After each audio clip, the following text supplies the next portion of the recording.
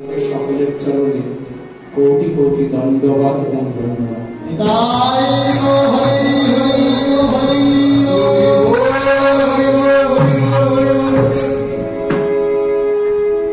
তো আজকে সনাতন ধর্মে যে ভাগবত কীর্তন হয়, শ্রীমদ্ ভগবদ গীতা কীর্তন হয়, পদাবলী কীর্তন হয়, অষ্টনাম যজ্ঞ অষ্টকালীন নাম যজ্ঞ কীর্তন হয়, কিন্তু কেন এই ধর্মানুষ্ঠান করা হয়, কেন করা হয়?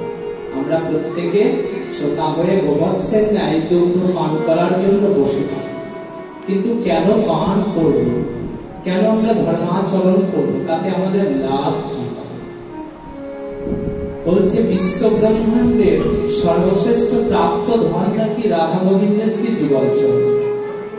সেই যুগলচরণ পাওয়ার জন্য আমাদেরকে বিভিন্ন ভাবে ধর্মানুষ্ঠানের মধ্যে অংশগ্রহণ করতে হয়, কিন্তু আমরা কি যথার্থ ভাবে সেই ধর্মানুষ্ঠান পালন করতে পারি না?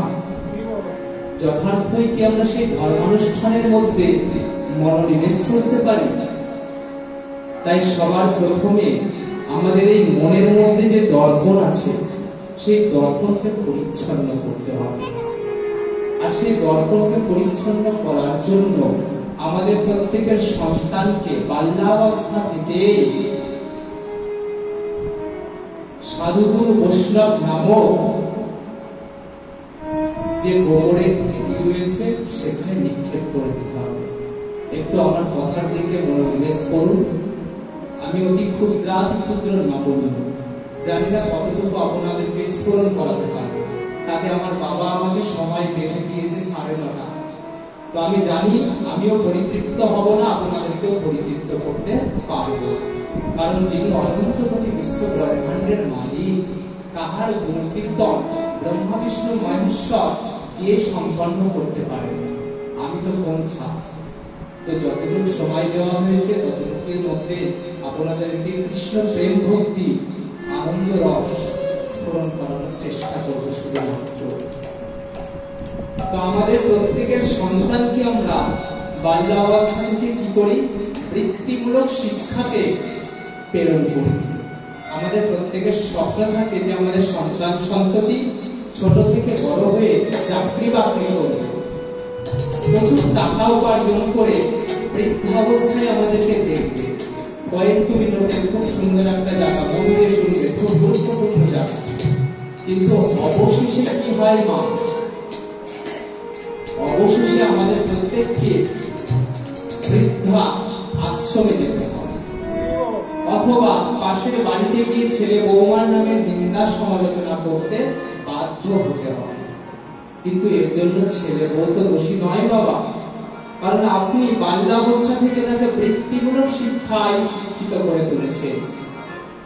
তাকে যদি আধ্যাত্মিকমূলক শিক্ষায় শিক্ষিত করতেন, যদি তার মধ্যে প্রথম অবস্থা থেকে বিবেক এবং বৈরাগ্যকে জাগ্রত করতে পারতেন, তাহা হইলে আজকে এই দুর্দিন আপনাদেরকে দেখতে হতেন। তাই আপনাদের কি করা উচিত? বাল্যাবস্থা থেকে প্রতিটা সন্তান এবং সন্ততিকে শ্রীকৃষ্ণের নামের দড়ি দ্বারা মুখ বেঁধে দেবেন। তার মানে কি? মুখে যেন সদা সর্বদাই ভগবান কৃষ্ণচন্দ্রের নাম কীর্তন হয়। তার হৃদয়কে রাধা নামের দ্বারা বেঁধে দেবেন, যেন রাধা যেহেতু আহ্লাদনী শক্তি, অন্তরাঙ্গা শক্তি, গুপ্তবীজ শক্তি, তাই অন্তরাত্মার মধ্যে রাধাবীজ মন্ত্রে জপ হয়। আর 18টি মোকাম এবং 9খানা দরজাকে গুরুর চরণের সঙ্গে, গুরুর নামের সঙ্গে বেঁধে দেবেন। বেঁধে দেওয়ার পরে কি করবেন? যেমন আপনাদের গ্রামে দেখা যায় প্রচুর গোবরকে একটা জায়গাতে ফেলে রাখা হয় এবং দীর্ঘকাল থাকার ফলে সেখানে গোবরের সার হয়, যে সারটি গাছের গোড়ায় দিলে ফলন ভালো হয়। তাই সেই সন্তানটিকে গোবরের সারের মধ্যে পুঁতে রাখেন। তাহলে এখানে গোবরের সার হচ্ছে সাধুগুরু বৈষ্ণবের আসন। যেখানে সাধুগুরু বৈষ্ণব উপস্থিত হন সেটি হচ্ছে ওই গোবরের ঢিপি। কারণ গোবরটি হচ্ছে অতীব পবিত্র দ্রব্য, যার দ্বারা আমরা আমাদের গৃহ মার্জন করি। তাই সাধুগুরু বৈষ্ণবের যেখানে আসর হয় সেই স্থানের মতন পবিত্র জায়গার কোথাও নেই, সেটি নাকি বৃন্দাবন নবদ্বীপ ধাম হয়ে যায়। তো আপনার সন্তানকে যদি বাল্যাবস্থা থেকে সাধুগুরু বৈষ্ণব নামক যে গোবরের সারের বিধি সেখানে ফেলে রাখতে পারেন, তাহা হইলে দীর্ঘদিন ওই বৈষ্ণবের সারের মধ্যে থেকে সঠিক সার হতে পারবে। কি সার? বটবৃক্ষ হবে। নিরাশ্রয়কে আশ্রয় প্রদান করবে। ক্লান্ত পরিশ্রান্ত ঘোর কলি জগতে আচ্ছন্ন জীবকে সঠিক পথ দেখাতে পারবে।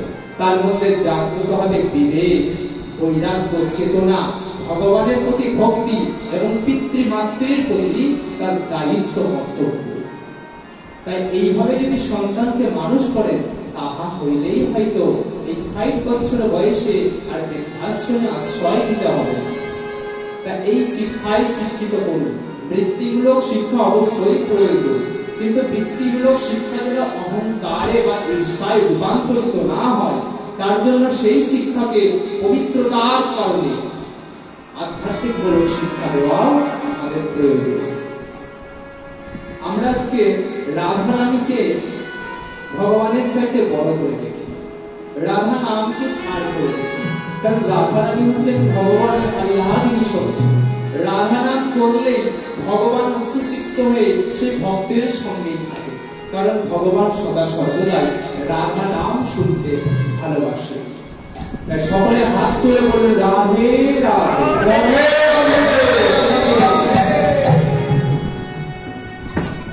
যখন একটি ছোট সন্তান যখন তার বাক্য তার জিহ্বাতে আসে না, তখন কি করে? ক্ষুধা পেলে, তৃষ্ণা পেলে কি করে? ক্রন্দন করে। কিভাবে ক্রন্দন করে? দু হস্তকে তার মায়ের দিকে বাড়িয়ে দেয়। তখন মা বুঝতে পারে যে আমার সন্তানের তৃষ্ণা পেয়েছে বা ক্ষুধা পেয়েছে। তো আপনার ক্ষুধা পেয়েছে কিনা, তৃষ্ণা পেয়েছে কিনা ভগবান কিভাবে বুঝবে? যদি না হাত দুটো তার দিকে বাড়িয়ে দেন। গীতায় ভগবান বলছে যে হে অর্জুন, গীতা চ মম নামানি হৃদান্তে মম সঞ্চিত তে সঙ্গমাহং নাম প্রীতো পরপ্রীতো জনার্দনা। অর্থাৎ হে অর্জুন, যদি তোর ভক্ত তার সমস্ত সকাম কর্মকে পরিত্যাগ করিয়া আমার চরণে সর্বতভাবে আশ্রয় নিতে পারে, যদি মাত্র একটিবার আন্তরিকতার সহিত শ্রীমদ্ ভগবত গীতার পূর্ণ বীজ পান করতে পারে, যদি একটিবার আমাকে বলতে পারে তার নয়ন জলে দক্ষ ভাষায় যে হে গোবিন্দ, এই জগৎ সংসারে তুমি বিনা আমার আর কেউ নাই প্রভু, আমি আজ হইলে তোমার চরণে দাস হয়ে যাব, তাহা হইলে আমি কথা দিচ্ছি শুধু এ জন্মে নয়, জন্মে জন্মে আমি সেই ভক্তের দাসের দাস হয়ে যাব। নিতাই গৌর হরি বল। তাই রাধারানীকে বলবেন, হে রাধারানী, আমাকে এমন ভাবে তোমরা কৃপা করো যেন কখনো তোমার নাম না ভুলি। ও মেরে বিনতি, ओ मेरी बिनती यही है राधा रानी, ओ मेरी बिनती यही है राधा रानी, कृपा बरसाए रखना ओ महारानी, कृपा बरसाए रखना। सबाई हाथ तुले राधारानी के बोलबे, ओ मेरी बिनती यही है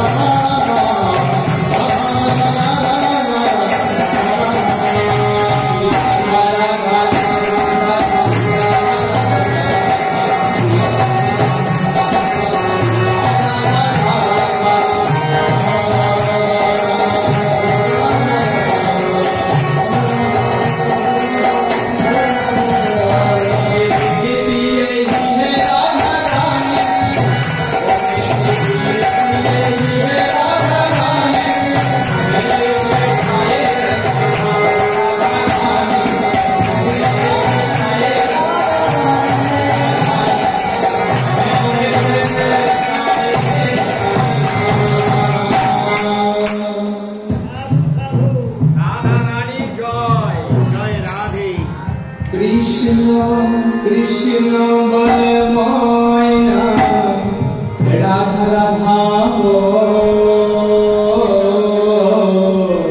কোন ময়নাকে বলতে বলছে? এই আমাদের মনের মধ্যে যে ময়না আছে, ওই ময়নাকে বলতে বলছে যে সদা সর্বদাই কৃষ্ণ নাম কর, রাধা নাম কর। তাই আমার সঙ্গে সবাই হাত মিলিয়ে বলবো, আপনাদের মধ্যে সেই উৎফুল্লতা কোথায়? কোথায় সেই আনন্দ, সেই কৃষ্ণ প্রেমানন্দ, সেই রাধানন্দ? আপনাদের মধ্যে মনে হচ্ছে আপনার সুপ্ত অবস্থায় আছেন। আপনারা যদি আমাকে সহযোগিতা না করেন, আমি কি করে আনন্দ দেব? প্রত্যেকে একসঙ্গে বলবেন, কৃষ্ণ কৃষ্ণ বলে ময়না রাধা রাধা গো। বলি যুগে কৃষ্ণ নাম কবে সম্ভব, যুগে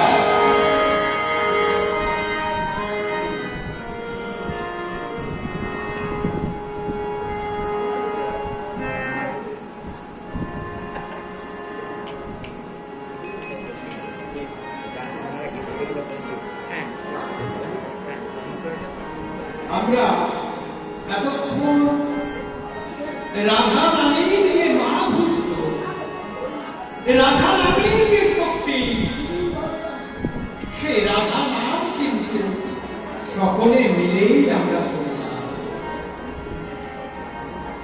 এখন এই যে অজপা নাম বলা হচ্ছিল, তাহলে অজপা নাম প্রথমে জিহ্বার দ্বারা করতে হবে। জিহ্বার দ্বারা করতে করতে কিছুদিনের মধ্যেই দেখবেন জিভে না করলেও গলার ভিতরে একটা সাউন্ড হবে, এটাও যখন চলতে থাকবে অনেকদিন, ভক্তস্থলে দেখবে রাধা নাম জপ হবে আপনা আপনি। তারপরে মণিপুর চক্রে রাধা নাম জপ হবে থাকবে।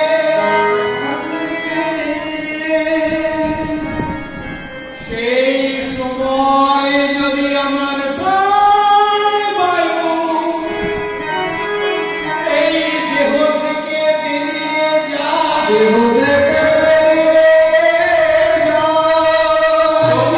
কিন্তু রাধা নাম চলতেই থাকবে।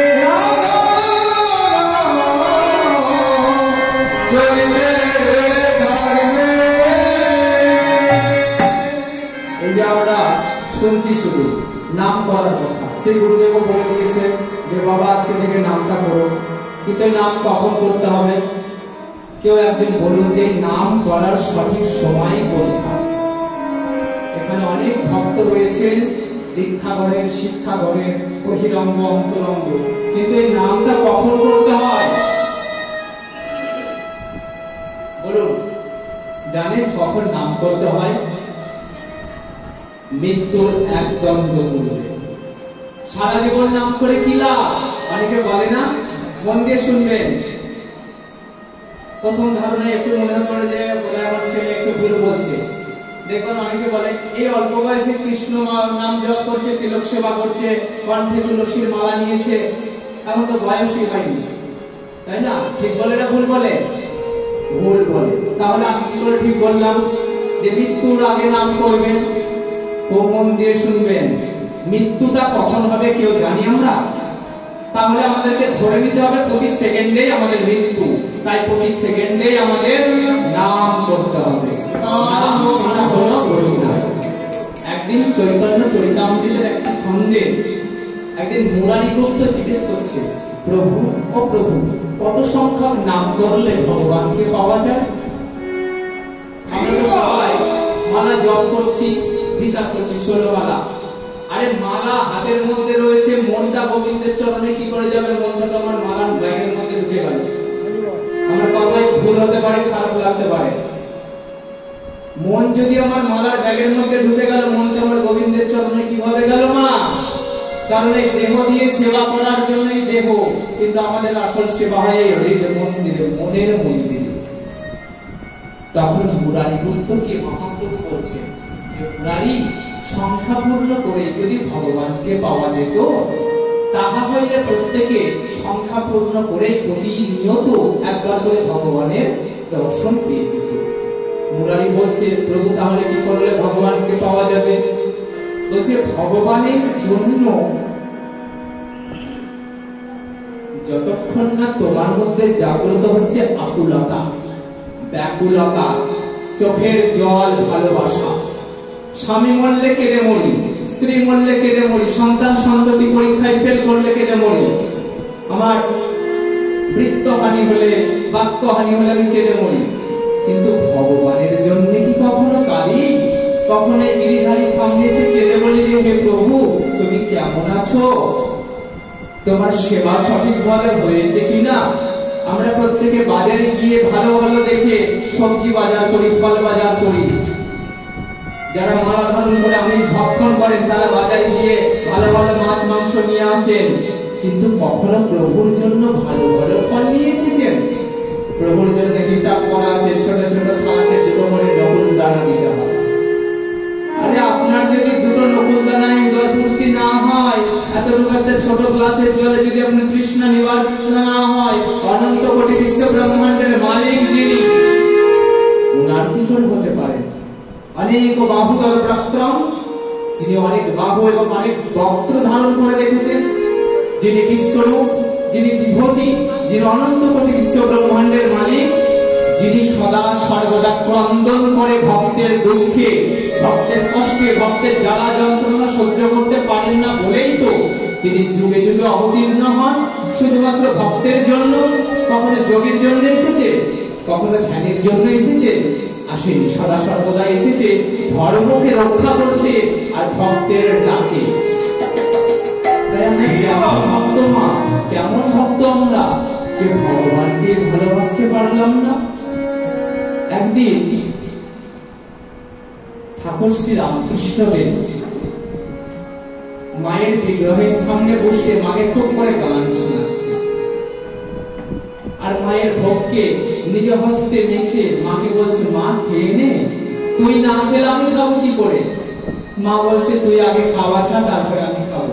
তো মা ছেলের লীলা চলছে, নিজে খেয়ে মাকে খাওয়াচ্ছে, আর পাশে নরেন দাঁড়িয়ে দেখছে এ কেমন পাগল ঠাকুর মশাই, নিজে উচ্ছিষ্ট করে মাকে সেবা দিচ্ছে। তো সেবা দেওয়ার পরে ঠাকুর যখন বিশ্রাম দিচ্ছেন, তখন নরেন ঠাকুরকে গিয়ে বলছে, ঠাকুর, ও ঠাকুর, তুমি যে মায়ের সামনে বসে মাকে সেবা করাচ্ছিলে, মাকে গান শোনাচ্ছিলে, মাকে সত্যি করে খায়? ঠাকুর একটু হেসে বলছে যে মা খাই রে, মা খায়, মাকে খাওয়াতে জানলেই মা খায়। তা মা খায়, তুমি আমাকে দেখাতে পারবে? বলে, কেন পারবো না, তুই দেখবি? তো দেখবি যদি, আমার সঙ্গে একটু চল দেখি। তো মন্দির থেকে বেরিয়ে সামনে রয়েছে গঙ্গা নদী, সেই গঙ্গা নদীতে নিয়ে গিয়ে বলছে, মাকে যদি দেখবি তো এই গঙ্গা একটু ডুবতে দেখি। নরেন ভাবছে যে নিশ্চয়ই গঙ্গার তলে গেলে মায়ের দর্শন পাওয়া যায়। গঙ্গায় যেমনি ডুব দিয়েছে নরেন, ঠাকুর কি করেছে? নরেনের উপর ছাপ দিয়ে নরেনের মাথাটাকে জলের তলে ডুবিয়ে ধরেছে। তা কাউকে যদি জলের তলে ডুবিয়ে ধরে, মা কি হবে? ছটপট করবে, প্রাণ বাঁচানোর জন্য, প্রাণকে রক্ষা করার জন্য সে আকুলি বিকুলি করবে। অনেকক্ষণ পর তোলা হয়েছে, তখন দীর্ঘ শ্বাস ফেলছে। অনেকক্ষণ শ্বাস নেওয়ার পর বলে, ঠাকুর, তুমি কি পাগল হয়ে গেছো? আমি তো মাকে দেখতে গিয়েছিলাম, তুমি তো আমাকে মাকে না দেখিয়ে তুমি আমাকে মেরেই ফেলছিলে। বলছে, কেন, কেমন হচ্ছিল? বলে, আমার প্রাণ যেন যাই যায়, আমার আকুলতা, ব্যাকুলতা, আমি কতক্ষণে জলের বাইরে আসবো, ছটপট করছিলাম। বলছে, হ্যাঁ, যখন মাকে দেখার জন্য তোমার এই ধরনের আকুলতা, ব্যাকুলতা হবে, যখন তোমার মধ্যে এই থরথরানি, কাঁপানি উঠবে, যখন তুমি মাকে দেখার জন্য পাগল হয়ে যাবে, তখনই তোমার এই মহিমা চিন্ময় হবে। তাই গোবিন্দকে বলতে হবে, হে গোবিন্দ, তুমি আমাকে এমন করে কৃপা করো। আমরা কৃপা ভিক্ষা চাই তো প্রত্যেকে বলি না গোবিন্দকে। আমরা এই বিগ্রহের সামনে আসি, এই সুন্দর পবিত্র একটা মন্দির রয়েছে গ্রামের মধ্যে, খুব সুন্দর। অনেক ভাগ্যের ফলে রাধা গোবিন্দের মন্দিরের পাশে বসবাসের ভাগ্য উৎপন্ন হয়। তো এই মন্দিরের সামনে কি বলি, হে গোবিন্দ, তোমার ছেলের চাকরির ইন্টারভিউটা করিয়ে দিও, আমার স্বামীর শরীরটা সুস্থ করে দিও, এই ধরনের আমাদের যে কথা সেগুলো। কখনো বলি, হে গোবিন্দ, তুমি আমাকে এমন ভাবে কৃপা করো যেন এই জগৎ সংসার সকল কিছু থেকে আমি ছিন্ন হয়ে যেতে পারি, এই জগতের মায়ামোহ থেকে আমাকে মুক্ত করে দাও। আমার মধ্যে যে আসক্তি, মোহ, লোভ, লক্ষ টাকাকে কোটি করার যে মোহ, জাগতিক সংসারের প্রতি যে মায়া, সেই সমস্ত কিছু আমার হরণ করে নিয়ে তোমার করে নাও। কখনো ভগবানকে বলি যে আমাকে এমন করে কৃপা করো যেন তোমার নাম করতে করতে আমার দুই নয়ন জলে আমার বক্ষ ভাসাতে পারি। একটা ভক্তর কথা শুনুন। বর্ধমান জেলার একটি ছোট্ট গ্রাম, একটি বাস্তব ঘটনা। 2000 সালের বন্যার সময় ওই গ্রামে একটি রাধা গোবিন্দের মন্দির ছিল, আর সেই মন্দিরে যিনি সেবায়িত ছিলেন তিনি অতীব দীন দরিদ্র ছিলেন। তার গৃহে দুটি দুগ্ধদাতি গরু ছিল, যে দুগ্ধ বিক্রয় করে এবং ভগবানের সেবায় পাওয়া ভিক্ষান্ন থেকে তার সংসার চলত। তো যখন 2000 সালের বন্যায় চারিদিক জলসমাধি ঘটল, সেই সময় সেই সেবাই গলার ঢালাই করে ভগবানের শ্রীমন্দিরে গিয়ে ভগবানের সেবা, প্রত্যাহ সেবা চলে। অতীব কষ্ট, অতীব যন্ত্রণা, তার গৃহবোধে ডুবে যায় এমত অবস্থা। কিন্তু তার ভূক্ষেপ নেই যে তার পরিবারে তার স্ত্রী এবং 2 পুত্র এবং 2 দুগ্ধদাত্রী গাভী মাতা হয়েছে। তার ভূক্ষেপ কোথায়? আমার প্রভু যেন ডুবে না যায়। কেমন ভক্ত, কেমন ভাবের ভক্ত! আমি ডুবি, আমার প্রভু যেন ডুবে না যায়।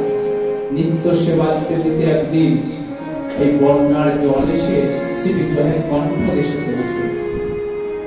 এই সময় তার গৃহ ডুবে গেল, তার দুগ্ধদাত্রী গাভী চলে গেল, তার সন্তান এবং তার স্ত্রী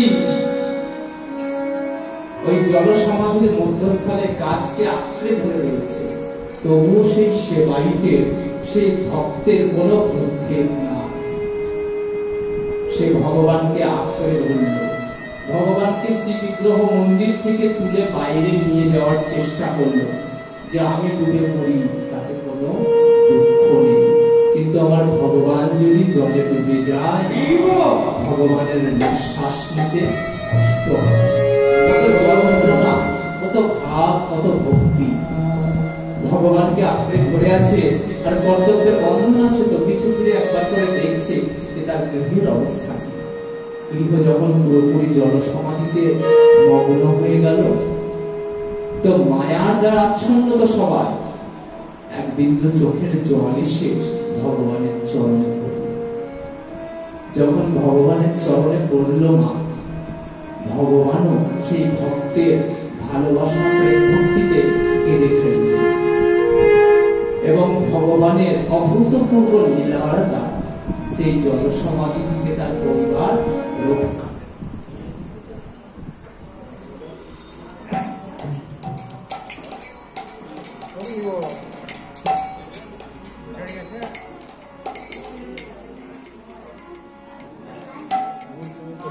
চলো চলো গুরুদেব চলো।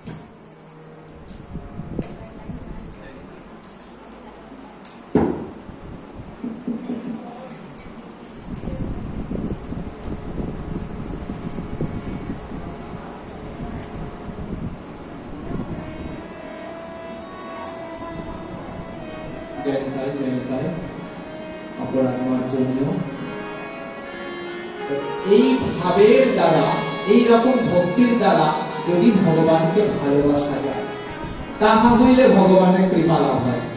বাস্তবে আমরা এই দৈহিক সুখের জন্য, আমাদের চাহিদার জন্য, প্রতিটা জিনিসের চাহিদা পূরণের জন্য আলাদা আলাদা জায়গায় ছুটে যাচ্ছি। তাতে সময় নষ্ট হচ্ছে, তাতে আমাদের পরিশ্রম বেশি হচ্ছে। শুধুমাত্র প্রাণ গোবিন্দের চরণ ধরুন, উনি জানেন আপনার কি কি দরকার, যতটুকু প্রয়োজন রেখে বাকি তিনি ত্যাগ করিয়ে দেবেন। ত্যাগের কথাই শ্রীমদ ভাগবতে কি বলছে? একবার ভগবান এসেছে উদ্ধবের গৃহে। উদ্ধব মহারাজ বসে আছেন। ভগবান আজকে উদ্ধবকে পরীক্ষা করছে যে তুমি কি আমার গুরু বৃহস্পতির শিষ্য, আজকে আমি একটু তোমাকে পরীক্ষা করব। পরীক্ষার মাধ্যমে জীব জগৎকে শিক্ষা দিচ্ছেন যে এই জগৎ সংসারের ত্রিশক্তি মায়া, মোহমায়া, মহামায়া, যোগমায়া, তিনটে মায়ার দ্বারা আবদ্ধ আমরা। মোহমায়াকে ত্যাগ করতে পারলে মহামায়া বলে নাই, আর মহামায়াকে ত্যাগ করতে পারলে যোগমায়া বলে নাই, আর যোগমায়ার কৃপা হলে যোগেশ্বর ভগবানের সঙ্গে যোগাযোগ করিয়ে যায়। তাই মোহমায়া কাটানোর জন্য শ্রী গুরুদেবের চরণ পদ্মে আশ্রয় করুন, তবে মোহমায়া কাটবে। মোহমায়া কাটানো ভীষণ কঠিন একটা বিষয়, তার প্রতি আকুলতা, ব্যাকুলতা, ভালোবাসা থাকলে মোহমায়া কেটে যায়। এই তিনটে মায়ার দ্বারা জগৎ আচ্ছন্ন, আর তুমি বলছো অতি সহজেই তুমি মায়া থেকে মুক্তি লাভ করবে। ভগবান বলছে উদ্ধবকে, উদ্ধব বলছে প্রভু আমি কিন্তু চতুর্ভক্ত, আমি জানি কি করলে ত্রিশক্তি মায়া থেকে মুক্তি লাভ করা যায়। আপনারা কেউ জানেন কি করলে ত্রিশক্তি মায়া থেকে মুক্তি লাভ হয় এবং ভগবানকে খুব সহজে পাওয়া যায়? ভগবানকে পেতে গেলে না ওই 16 মালা 32 মালা জপের দরকার নেই, দিন রাত্রে ধ্যান পূজা পাঠের দরকার নেই, শুধুমাত্র একটা জিনিস করতে হবে। খুব মন দিয়ে শুনুন কি করলে ভগবানকে পাবে। বলছে প্রভু তুমি যখন হেঁটে যাও না, তোমার যে চরণ ধুলি পড়ে সেই চরণ ধুলি আমার মস্তকে ধারণ করবো।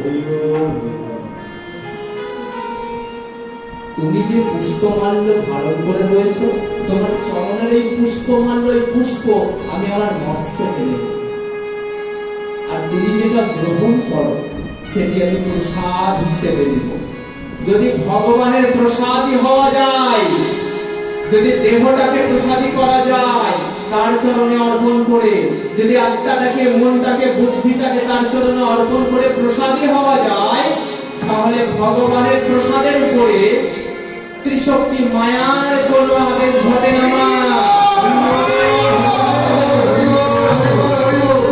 তাই আমাদের প্রত্যেককে জানতে হবে ভগবানকে নিবেদন না করে যেটা হয় সেটি বিষ্ঠা মাত্র হয়। তাই ফল গ্রহণ করলেও ভগবানকে দিয়ে, অন্ন গ্রহণ করলেও ভগবানকে দিয়ে, আর যারা এই মাছ মাংস পেঁয়াজ রসুন ডিম খাবেন তারা জন্মে জন্মে নরকেতে যাবেন। এটা আমার কথা না, শ্রীমদ্ ভগবত গীতাতে বলে দিচ্ছে আহার শুদ্ধিকরণের কথা। 3 লক্ষ হরিনাম করে উদ্ধার নাহি হয় যতক্ষণ না কৃপা বলে ত্যাগ শক্তি জন্ম নাহি হয়। তাই ত্যাগের লাইনে আসুন। শ্রী গুরুদেবের কৃপা না হলে নাকি ত্যাগ হয় না। গুরুকে কতটা ভালোবাসে বলুন, গুরুকে কিভাবে ভালোবাসতে হয়? গুরু আর শিষ্য হলো দুটো দেহ, একটা আত্মা। গুরুর জ্বর হলে নাকি শিষ্য বুঝতে পারে, আর শিষ্যর কষ্ট পেলে নাকি গুরু সেটা হৃদয়ে অনুভব করে।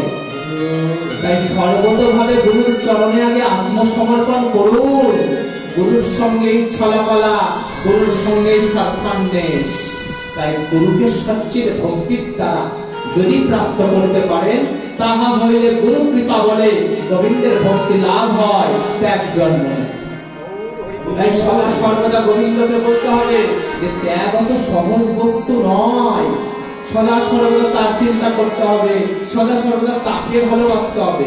তাহলে যতটুকু প্রয়োজন তিনি রেখে দেবেন, বাকিটা তিনি পরিত্যাগ করিয়ে দেবেন।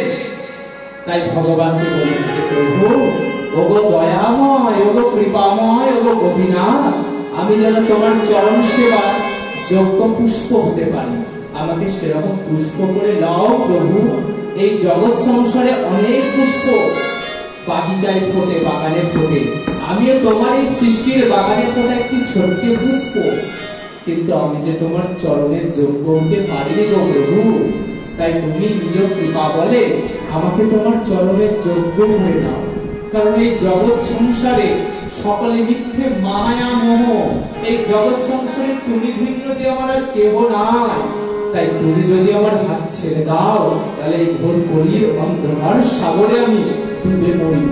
তাই আমাকে তোমার যোগ্য করে দাও। তাই ছোট অবস্থা থেকে, বাল্যা অবস্থা থেকে নাম করতে হবে। নাম করতে গেলে এই ভাবগুলো চলে আসবে। রাধারানীর ভাব কেমন ছিল? যে অল্প বয়সে তার কৃষ্ণ প্রেম ভক্তি জাগ্রত হয়েছিল।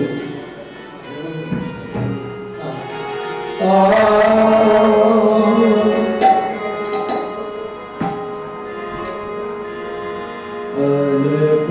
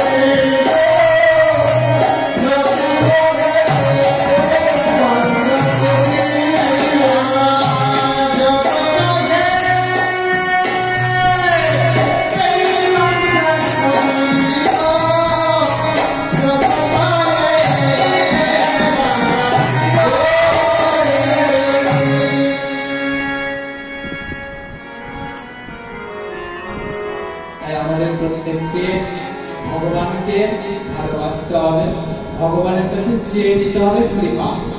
কি কৃপা? যেন আমরা এই জন্মে নয়, প্রতি জন্মে জন্মে তার চরণের দাস হই। যেন শুধু তোমার চরণের দাস নয়, তোমার ভক্তের চরণের দাস হতে হবে। আমাদের ভক্তিটাকে সেই জায়গাতে নিয়ে যেতে হবে।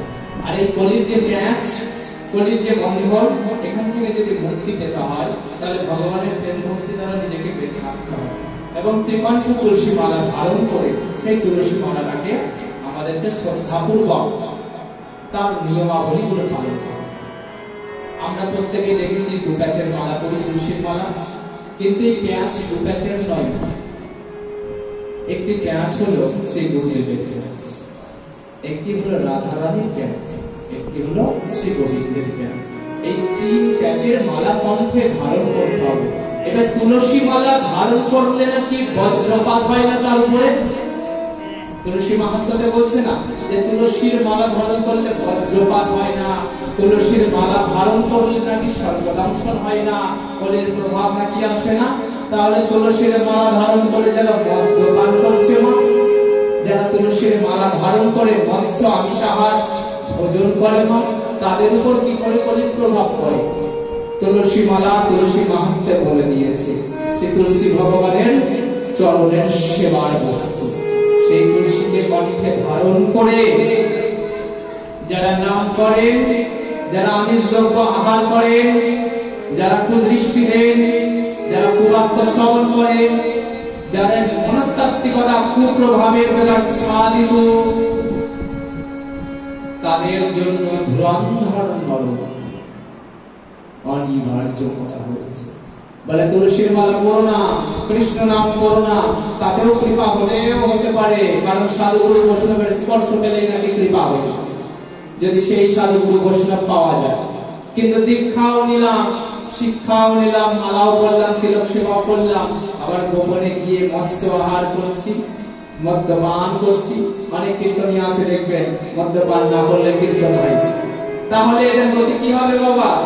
বলে উপরে বৈষ্ণব বেশ আর অন্তরে তার লেচ্ছ মাত্র শেষ। তাহলে এরা কি করছে? সনাতনী হিন্দু ধর্মকে নষ্ট করছে। আরে ভক্ষক রক্ষক যদি ভঙ্গ হয় তাহলে সেখানকার রক্ষার দায়িত্বে যারা রয়েছেন তারা কিন্তু রক্ষা করতে আর পারবে না। তাই হে হিন্দু সনাতনী, তোমরা প্রত্যেকে জাগ্রত হও। হিন্দু সনাতন ধর্মের নামে যারা কালিমা লিপ্ত করছে তাদের বিরুদ্ধে প্রতিবাদ করো। প্রতিনিয়ত আমাদের হাতে সময় কম, ধর্মকে রক্ষা করার জন্য প্রাণ যদি যায় তাও স্বীকার, পিছু মাত্র আমরা হরব। তাই যে ধর্মেরই হোক, যারা হিন্দু সনাতন ধর্মের গায়ে কালিমা নিতে চায়, যারা হিন্দু সনাতন ধর্মের আচ্ছাদনে আচ্ছাদিত হওয়ার পর বিধর্মীদের মতন কাজ করে, তাদের জন্য বিরুদ্ধ প্রতিবাদ করা উচিত। কারণ শাস্ত্রের বাইরে কিছু নেই। মুসলিম কারা? আমরা হিন্দুরাই মুসলিম, আমরা নিজেরাই বিধর্মী। কারণ শাস্ত্রের বাইরে যে কর্ম করা হয় সেটা বিধর্মীর কাজ। আমরা তুলসীর মালা পরে আমিষ দ্রব্য ভোজন করি, তুলসীর মালা পরে আমরা কুকথা বলি, কুকথা শুনি, এগুলো বিধর্মীদের কাজ। মুসলিম শব্দের অর্থ হলো শান্তি। মুসলমান ইমান থেকে মুসলিম এসেছে, তাই শান্তি ধর্ম, শান্তি বাণী প্রচার করছিল শ্রী হযরত মুহাম্মদ। আর আমরা নিজেরাই মুসলিমের কারুকার্য করি। তাই যদি সনাতন ধর্ম পালন করতে হয় তাহলে সেই ধর্মের সংস্কার জানতে হবে, সংস্কৃতি করতে হবে। ধর্ম মানে শুধুমাত্র ভগবানকে 5 বার ভোগ লাগিয়ে প্রসাদী হওয়া নয়। হিন্দু ধর্ম শিখিয়েছে প্রতিটা ধর্মের মানুষকে সম্মান করো, প্রতিটা জীবকে ভালোবাসো, প্রতিটা জীবের মধ্যে ঐক্য স্থাপন করো। জাতি ধর্ম বর্ণ নির্বিশেষে একে অপরে আমরা প্রত্যেকের ভাই বোন, আমরা প্রত্যেকে একসঙ্গে হয়ে হিন্দু সনাতন ধর্মের জন্য যুদ্ধ করব। আমরা প্রত্যেকে সনাতনী, আমাদেরকে জানতে হবে আজকে যদি আমরা গৃহযুদ্ধ করি তাহলে বিধর্মীরা আমাদের ধর্মকে নাশ করতে সুযোগ পাবে। তাই গৃহযুদ্ধ নয়, আমাদের প্রত্যেকে ধর্ম পালনের সঙ্গে সঙ্গে এই চেতনা আনতে হবে, আমার বাড়ির পাশে কে খেতে পাচ্ছে না, আমার বাড়ির পাশে কার গৃহ দিয়ে বৃষ্টি পড়ছে, জল পড়ছে, পুজোর সময় বহু দামের প্রচুর শাড়ি, প্রচুর জামা কাপড় কেনা হয়, অথচ আমার পাশের বাড়ি সে পুজোর সময় একটা নতুন বস্ত্র কিনতে পারেনি, পড়তে পারেনি। আমরা কিন্তু তার দিকে করি না। আমাদের নিজেদের ঘরে হয় বিরিয়ানি, পোলাও ভাত, আরো অনেক কিছু। পাশের বাড়ি 3 দিন 2 দিনের পচা বাসি পচা ভাত খাচ্ছে। তাহলে ধর্ম মানে শুধুমাত্র আরতি করা নয়, ধর্ম মানে শুধু পূজা পাঠ করা নয়, ভোগ লাগিয়ে প্রসাদ পাওয়া নয়। ভগবান শ্রীকৃষ্ণ এবং ভগবান শ্রীকৃষ্ণ চৈতন্য মহাপ্রভু শিখিয়ে গেছেন যে ওহে জীব, প্রতিটা জীবের মধ্যে প্রেম, প্রীতি, ভালোবাসা, ঐক্য স্থাপন করো, তবেই তোমার ধর্মের বীজ সঠিকভাবে রোপিত হবে। যদি ধর্মের মধ্যে, ভক্তির মধ্যে ঈর্ষা থাকে, যদি ক্রোধ থাকে, যদি শোষণ থাকে, আমি কৃষ্ণ নাম করছি অথচ অন্যকে বলছি তুমি নিচু জাতি, আমি কৃষ্ণ নাম করছি অথচ অন্যের ধন দেখে আমার মনের মধ্যে ঈর্ষা হচ্ছে, আমি কৃষ্ণ নাম করছি অথচ পরস্ত্রীর প্রতি আমার মোহ আসছে, এগুলো কি ধর্মের সংস্কৃতি? তাই প্রকৃতভাবে হিন্দু সনাতন ধর্মের সংস্কৃতিকে পালন করতে গেলে দেহ মন প্রাণ দিয়ে ভগবানের চরণে আত্মনিবেদন করা। যে হে দয়াময়, জগৎ সংসার কাঁদিতেছে, তুমি তাদেরকে রক্ষা করো, জগতের মঙ্গল করো, দেশের মঙ্গল করো, দশের মঙ্গল করো, সমাজের মঙ্গল করো, সকলকে শুদ্ধ ভক্তি প্রদান করো, সকলকে শুদ্ধ চেতনা দাও, যেন তোমার নামের দর্পণের দ্বারা তাদের মনের মল নাশ হয়, যেন তাদের মধ্যে বিবেক জাগ্রত হয়। ধর্ম পালন করে যদি বিবেকই না এলো, বৈরাগ্য না এলো, যে তুমি মুসলিম, তুমি মুচি, তুমি মেঠো, তুমি এই মন্দিরে এসো না, কে খেতে পেলো না পেলো আমার দেখে লাভ কি? আমি তো ভালো মন্দ 56 ভোগ খাচ্ছি, পঞ্চব্যঞ্জন রন্ধন করছি। 2000 টাকা দিয়ে প্রত্যেকদিন মদের কাউন্টারে গিয়ে মদ খেয়ে মা বোনকে এবং নিজের পরিবারকে গালিগালাজ করতে পারি, অথচ 100 টাকা গরিব মানুষকে দান করতে পারি না। আমাদের হিন্দু সনাতন ধর্মের মধ্যে 9টা ভক্তির কথা বলে দিয়েছে। সেখানে একটি ভক্তি হলো পাদ সেবনাম, বলেছে না? নববিধা ভক্তির মধ্যে পাদ সেবনাম, আত্মনিবেদনাম আছে। পাদ সেবনাম মানে কার পাদ সেবনাম? মূর্তির পদ সেবা করে তোমার কোনো লাভ নাই, জীবিত শিব ঘুরে বেড়াচ্ছে। এখন যদি আমাদের মাঝখানে ভগবান কৃষ্ণচন্দ্র উপস্থিত থেকে থাকে, কে ধরবে? সেই ক্ষমতা কি আমাদের মধ্যে আছে? নেই। তাহলে প্রতিটি জীবের মধ্যে ভগবান বাস করছে। ভগবান গীতায় বলে দেয়নি যে আমি মৃন্ময় মূর্তির মধ্যে থাকি না, কাষ্ঠের মূর্তির মধ্যে থাকি না, আমি যোগীদের হৃদয়ে থাকি না, আমার শুদ্ধ ভক্ত যেখানে আমার নাম গুণ কীর্তন করে আমি তার হৃদয়ে বাস করি। আমার ক্ষমতা কোথায়? আমার ক্ষমতা কোথায়? আপনাদের ক্ষমতা কোথায়? যে কে শুদ্ধ ভক্ত, কে অশুদ্ধ ভক্ত আপনি বিচার করবেন। নিজের মন যদি শুদ্ধ হয় তাহলে জগৎকে শুদ্ধ মনে হয়, আর নিজের মন যদি কলুষিত হয়ে যায় তাহলে শুদ্ধকে অশুদ্ধ মনে হয়। তাই অন্যের বিচার বিশ্লেষণ না করে, সমালোচনা না করে, সকলের মধ্যে সেই পরম সত্যকে দর্শন করার চেষ্টা করুন, যে প্রতিটা জীবের মধ্যে তিনি বিরাজ করছেন।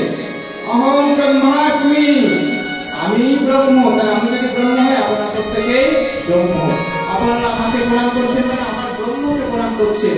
আমিও আপনাদের মধ্যে উপস্থিত ব্রহ্মকে সম্মান করছি। তাই প্রতিটি জীবকে ভালোবাসার চেষ্টা করুন আপনার সাধ্য মতো। অ্যারিস্টটল বলেছে নিজেকে পথে বসিয়ে দান করতে হবে না, নিজের সাধ্য মতো আপনার যথাসাধ্য আপনি দান করুন। আপনার পুজোর সময়, আপনার অনুষ্ঠানের সময় যদি আপনার 4টি সন্তানের 4টি বসন হয়, পাশের বাড়ির সন্তানের জন্য একটি বসন কেনার ক্ষমতাও আপনার থাকা উচিত। কেন থাকে না বলুন তো? ক্ষমতাটা কেন থাকে না? কারণ আমাদের মধ্যে ইচ্ছা থাকে না।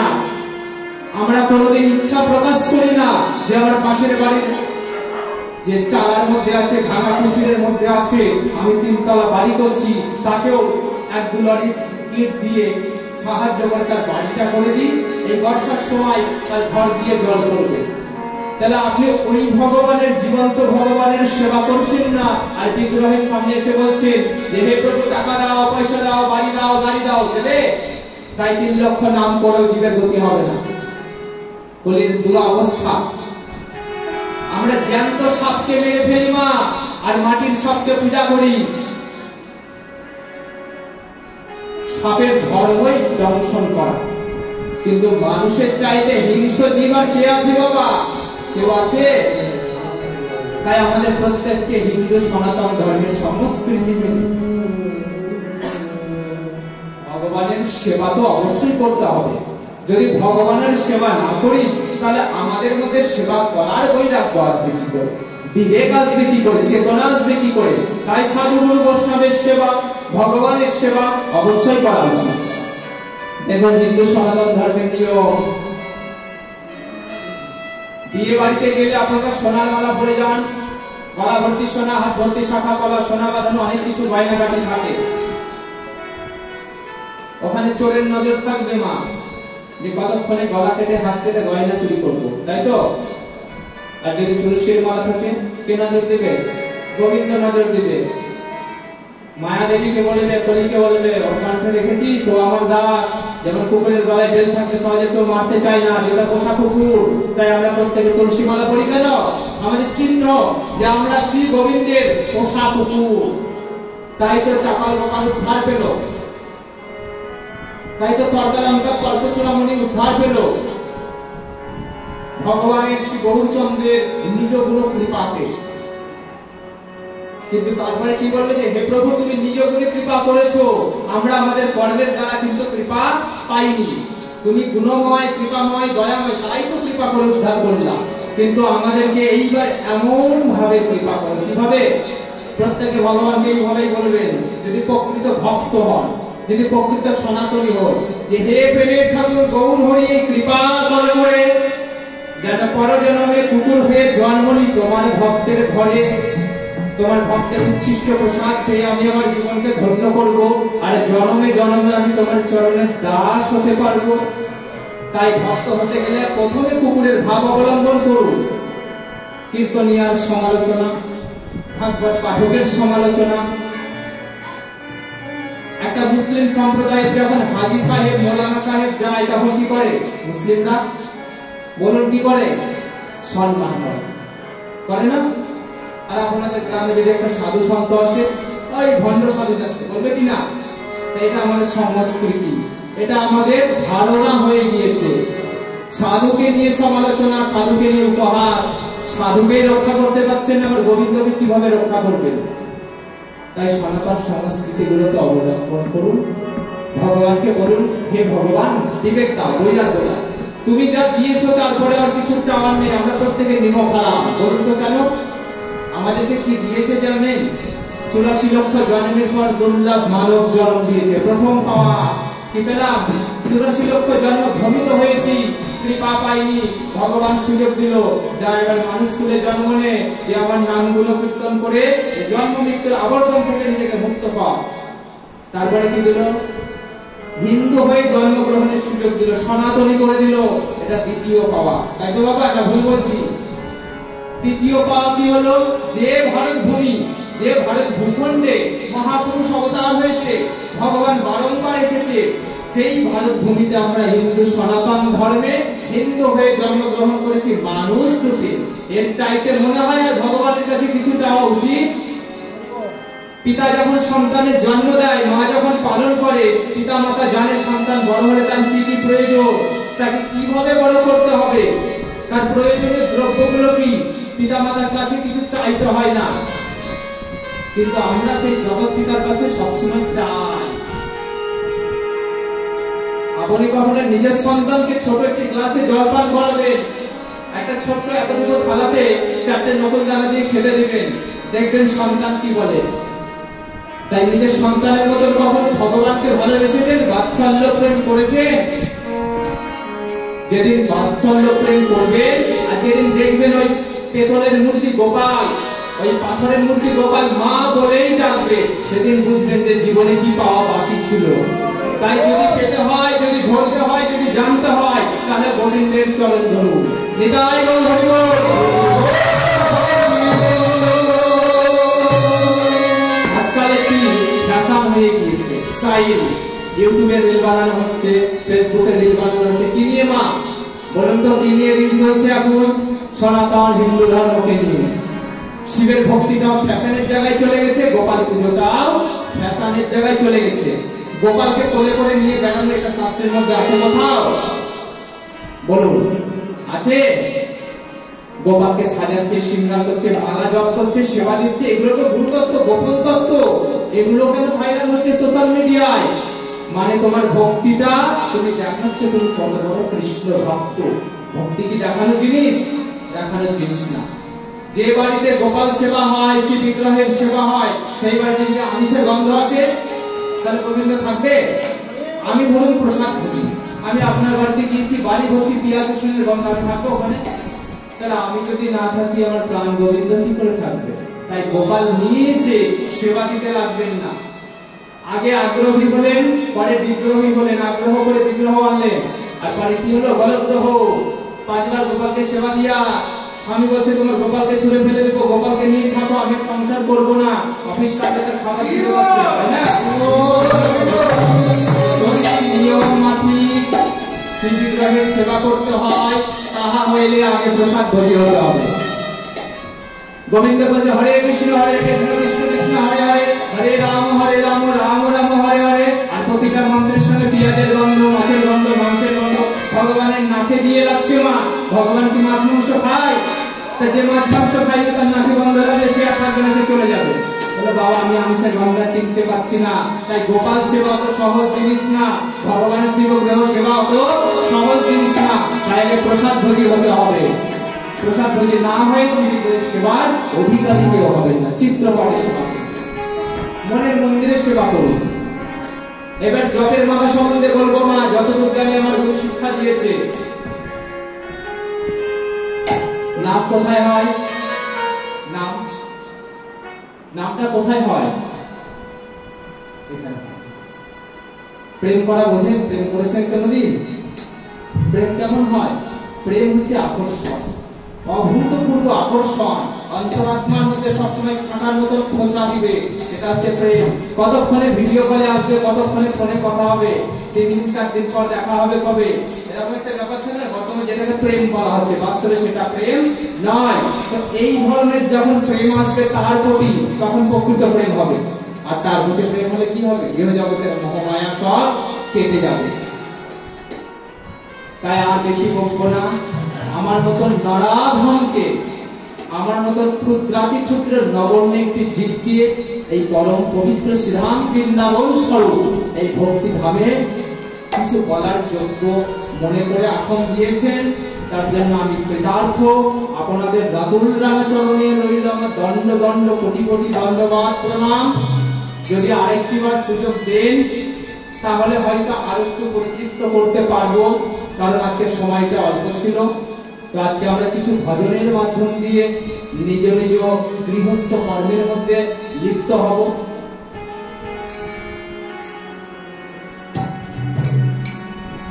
যে রাধা রানী হরে কৃষ্ণ হরে রাম, আমার সঙ্গে একসঙ্গে করবেন।